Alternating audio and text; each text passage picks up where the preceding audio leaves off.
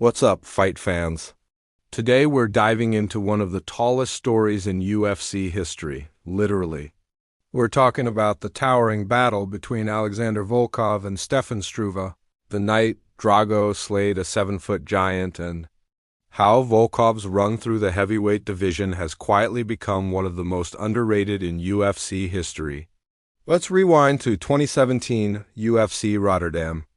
Alexander Volkov, standing at a massive 6'7", stepped into the octagon against the even taller Stefan Struve, who was a full 7 feet tall. This wasn't just a fight, it was a skyscraper showdown, the tallest bout in UFC history. Round 1? Struve actually gave Volkov some trouble early on. The Dutchman landed a nasty knee that opened up a huge cut under Volkov's eye. But Volkov didn't panic. Instead, he shot for a takedown and ended the round on top, pounding away with ground and pound.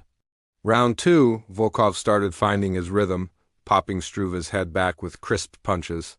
By the third round, Volkov turned up the heat, hammering kicks to Struve's body and cornering him against the cage. And then, boom! A brutal flurry of strikes rained down and Struve slid to the canvas. TKO. Game over. Volkov made a statement that night. He wasn't just tall, he was dangerous. Since joining the UFC in 2016, Volkov's been a consistent force in the heavyweight division. He's 12-5 in the UFC and has only lost to the very best, guys like Cyril Gane and Tom Aspinall. And get this, he's won 4 of his last 5. The dude has headlined multiple main events, crushed a 7-foot fighter, and has been in the mix with the top dogs for years, but there's a problem. Volkov knows time is ticking. At 36 years old, he's watching the division stall while Jon Jones and Tom Aspinall play the world's slowest game of will they, won't they. Jones is off doing his thing, choosing to fight 42-year-old Stipe Miocic instead of Aspinall. And that delay? It's not just frustrating for fans, it's costing Volkov a shot at gold.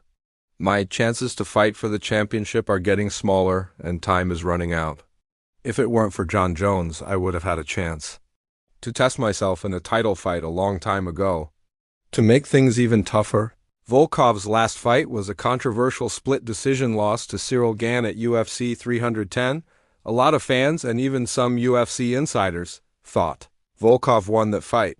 So, between bad timing, questionable judging, and division politics, Volkov's path to a title shot has been anything but fair.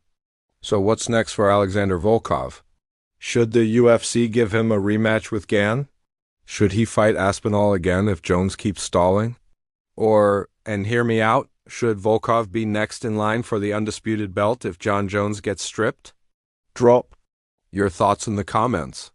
Do you think Volkov still has one last title run in him? Or has time run out on Drago's championship dreams?